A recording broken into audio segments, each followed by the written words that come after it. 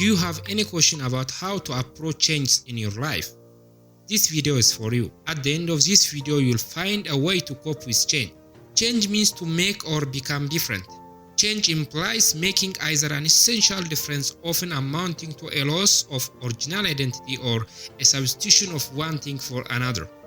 Basically, there are three types of reaction to change. First, reconciliation, and it is letting go of a current way of working and behaving, which can be a time of uncertainty and anxiety. Second, reorientation, which is exploring new way of working and behaving aligned to what is changing. Third, recommitment, and it is a time of acceptance and commitment to what is changing. Change can feel stressful or scary to deal with. It may feel like as soon as you get used to one thing, things change again. If you are feeling uneasy about a life change, which is big or small, here are some tips on how to make coping a bit easier. 7 tips for dealing with change. First, manage your stress. The first step is to acknowledge your emotion. When faced with change, pause, take a breath, and observe your initial reaction without judgment. A good way to deal with the unknown is to think things through carefully. View change as a chance to acquire a new knowledge and skill, whether through training, mentorship, or self-directed learning.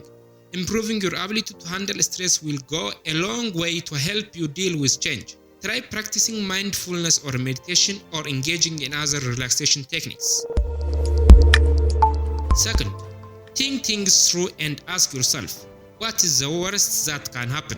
Imagine all of the different possible outcomes and decide what would be your best and worst case scenario. Write them down if it helps. Another great strategy is to think about the last time you were faced with big change and got through it okay.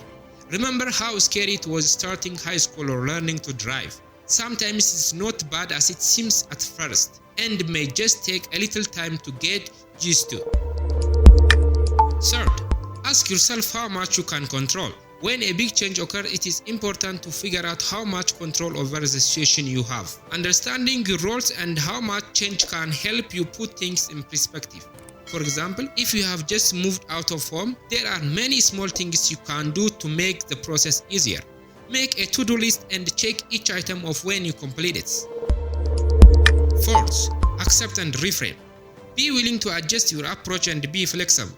Understand that change may require you to modify your habits or strategies. If the unwanted change is beyond your control, try taking a reflective approach. Accepting that there are things beyond your control and choosing to be comfortable with that fact is likely to bring a greater peace of mind than waging unwinnable war. View change as an opportunity to learn and grow, rather than a setback, even if you have to fake it till you make it.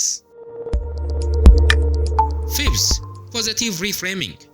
Challenge negative self-talk by consciously looking for a potential benefit in the change. What new possibilities could emerge? Even though it can be a tough task, focusing on the positive can really help you manage change. While the positive aspect of a situation might not be obvious to begin with, it is worth seeking them out no matter how small they may be. For example, if you have just moved recently, you might be away from your friends. But it is also a great way to learn how to be more dependent. Try to make the best of the situation. You can still call and write to those friends and plan to visit them. 6. The power of community. Don't navigate change alone.